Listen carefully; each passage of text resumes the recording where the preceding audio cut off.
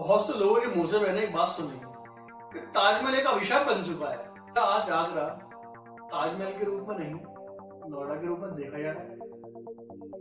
आज की इस वीडियो में हम जानेंगे कि ग्रेटर नोएडा की तरह आगरा बनने जा रहा है और बहुत सारे सेक्टर और विकासीय योजना जो आपने आगरा में आने वाली है। 6,466 करोड़ की लागत से होने वाले आगरा में फायदे।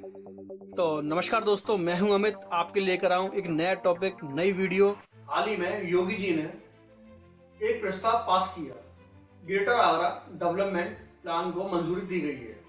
लोगों को क्या क्या फायदा होगा, नए सेक्टर कहां बनेंगे, इस प्लान के तहत आगरा या पुराने आगरा को नए आगरा के रूप में बदलने की नींव रखी गई है। आगरा के आसपास 10 नए सेक्टर बनाए जाएंगे।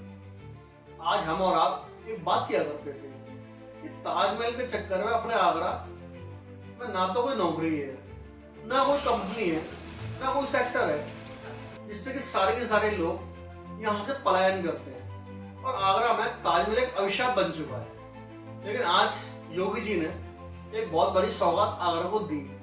इस मंजूरी से आगरा की जो छवि या हवा बदलेगी, वो आपको देखने को बहुत जल्दी मिलने वाली है। सरकार का कहना है जैसे कि नोएडा को एक स्मार्ट सिटी के रूप में उभारा गया, ऐसे ही आज आगरा को एक मॉडर्न सिटी बनाया जा रहा है। जो नोएडा के फीचर्स हैं, आईटी इंडस्ट्री, रेजिडेंटल सेक्टर, यदि ये प्लान सफल हो जाता है तो आगरा को एक ताजमहल या एक टूरिस्ट नगरी के नाम से नहीं, ये एक बहुत बड़ा या बिजनेस हब के रूप में देखने को मिलेगा। अब आपके मन में सवाल आ रहे होंगे, ये सेक्टर बनेंगे कहाँ, ये वाली विकास योजना कहाँ पर लागू होंगी। ये आगरा के आसपास की जितनी भी जगह हैं वहां पर आपको देखने को मिलेंगी।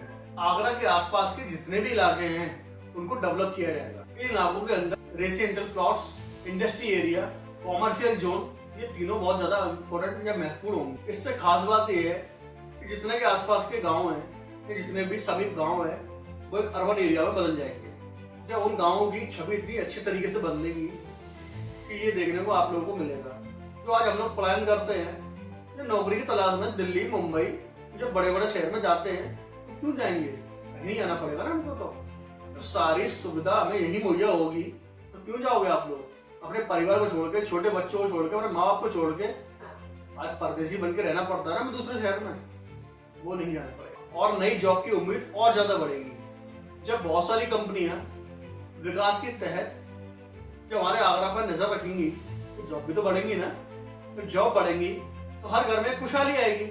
आखिर जानते हैं कि इस पैसे का यूज और इस पैसे को कहां सरकार लगाएगी। नंबर पहला है रोड और हाईवे। बड़ी बड़ी सड़कें, हाईवे आपको देखने को मिलेंगे। नंबर दूसरा मेट्रो। आगरा में वैसे भी मेट्रो आ चुकी है।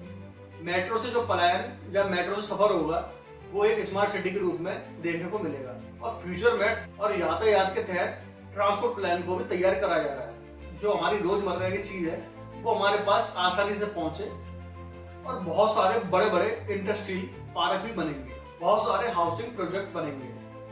हाउसिंग प्रोजेक्ट का मतलब आप लोगों को बहुत सुंदर और सही रेट पर मकान मुहैया सरकार कराएगी। और सरकार का जो मेन मोटिव है वो है इन्वेस्टमेंट लाना और बड़ी बड़ी कंपनियों को अट्रैक्टिव करना। अब लोगों को इससे क्या क्या फायदा होगा ये बताते हैं। सबसे पहला है रोजगार। ये जितनी परियोजना आती हैं इससे कहीं ना कहीं उस जगह का बहुत अच्छे तरीके से विकास होता है। तो विकास होगा तो जॉब भी आएंगी। जब काम आएगा तो काम करने को तो मिलेगा ना। जब बड़ी बड़ी कंपनियां आती हैं तो अपने साथ में सुनहरा मौका भी तो लेकर आती हैं, जैसे कि जॉब, आपको नौकरी भी तो मिलेगी ना। और जब नौकरी मिलेगी अच्छी तो आपके घर में अच्छी खुशियां भी आएंगी। नंबर दूसरा, बेहतर रोड्स और ट्रांसपोर्ट। जब रोड बहुत अच्छी हो जाएंगी या अच्छी रोड बनेंगी तो ट्रांसपोर्ट भी तो बहुत आसान हो जाएगा। ये सारी सुविधा आपको मिलेंगी। और प्रॉपर्टी में भी रेट बढ़ेंगी, मतलब आपके घर के जो पैसे हैं, जो जमीन के पैसे हैं, उसमें भी बढ़ोतरी होगी। जब पैसे में बढ़ोतरी होगी तो कहीं ना कहीं आपकी चीज 1 रुपए की 10 में जाएगी ना, तो उससे आपको तो बहुत ज्यादा फायदा होगा। और सबसे बड़ा फायदा जो है वो है आगरा का डेवलपमेंट।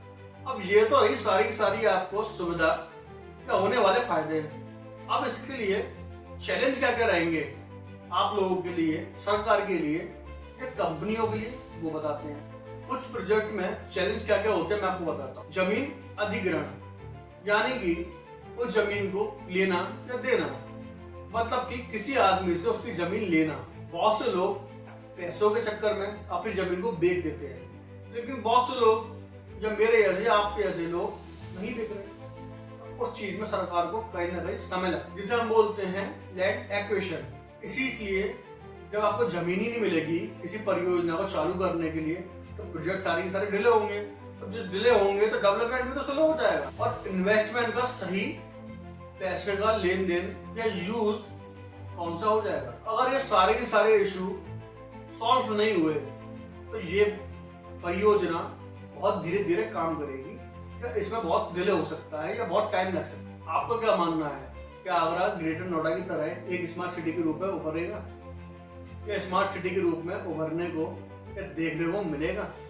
इस बात को कमेंट में जरूर बताएं। कि ऐसी वीडियो देखने के लिए हमारे चैनल को सब्सक्राइब करें, शेयर करें, लाइक करें। तो दोस्तों, आपको मेरी वीडियो कैसी लगी ये चीज आप बताना वीडियो के अंदर। मेरी वीडियो पसंद आती तो लाइक कर लेना।